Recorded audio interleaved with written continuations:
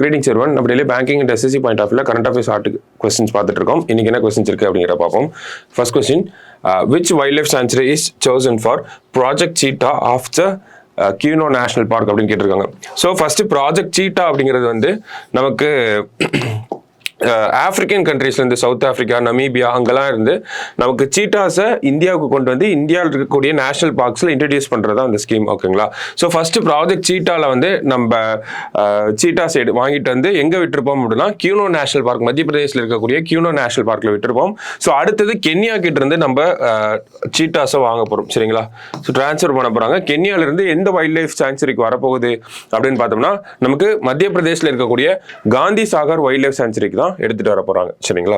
So அடுத்தது, who has been appointed as UNICEF India national ambassador அப்படின்னு கேட்டிருக்காங்க. So யார் அப்பாயிண்ட் பண்ணியிருக்காங்கன்னா கரீனா கபூர் தான் அப்பாயிண்ட் பண்ணியிருக்காங்க. ஸோ இவங்க ஆல்ரெடி ஒன்ஸ் யூனிசெஃபோட அம்பாசிடராக இருந்திருக்காங்க. இப்போ மறுபடியும் இவங்களை அப்பாயிண்ட் பண்ணியிருக்காங்க. சரியா?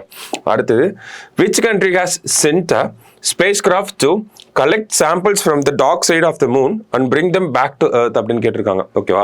So dark side of the moon அப்படின்னா நமக்கு மூனோட சவுத் போலுக்கு அனுப்ப போறாங்க. ஓகேவா? ஸோ நம்மளோட சந்திராயன் 3 தான் ஃபர்ஸ்ட் டைமா மூனோட சவுத் போல்ல போய் லேண்ட் ஆன ஒரு ஒரு ஸ்பேஸ் கிராஃப்டா இருக்கு. ஓகேங்களா? ஸோ அதுக்கப்புறமா யார் பண்ண போறாங்க அப்படின்னா சைனா பண்ண போறாங்க. ஸோ சைனாவோட சாங்கே 6 அப்படின்னு சொல்லக்கூடிய இந்த ஒரு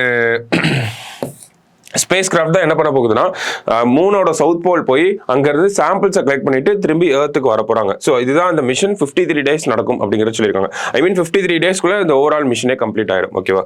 ஸோ அடுத்தது, press freedom index is released by அப்படின்னு கேட்டிருக்காங்க. ஸோ எப்போ ரிலீஸ் பண்ணுவாங்கன்னா May 3 ரிலீஸ் பண்ணுவாங்க. இந்தியாவோட ரேங்கிங் என்ன அப்படிங்கிறது நேற்று பார்த்துருந்தோம். 159th ரேங்க்ல இந்தியா வந்து இருக்காங்க. ஸோ இதை யார் ரிலீஸ் பண்றாங்க அப்படின்னு பார்த்தோம்னா ரிப்போர்ட்டர்ஸ் வித்தவுட் பார்டர்ஸ் அப்படின்னு சொல்லக்கூடிய இந்த அமைப்பு தான் ரிலீஸ் பண்றாங்க. ஓகேவா? So last question, international astronomy day is observed on அப்படின்னு கேட்டிருக்காங்க. ஸோ எப்போ அப்சர்வ் பண்றோம் அப்படின்னா நம்ம May 2 தான் இன்டர்நேஷனல் அஸ்ட்ரானமி டேவா அப்சர்வ் பண்றோம். சரிங்களா? ஸோ இன்னைக்கு ப்ரிலிம்ஸ் பாயிண்ட் ஆஃப் வியூல 5 கொஸ்டின் பார்த்துருக்கோம். நாளைக்கு 5 கொஸ்டின் மீட் பண்ணலாம். தேங்க்யூ.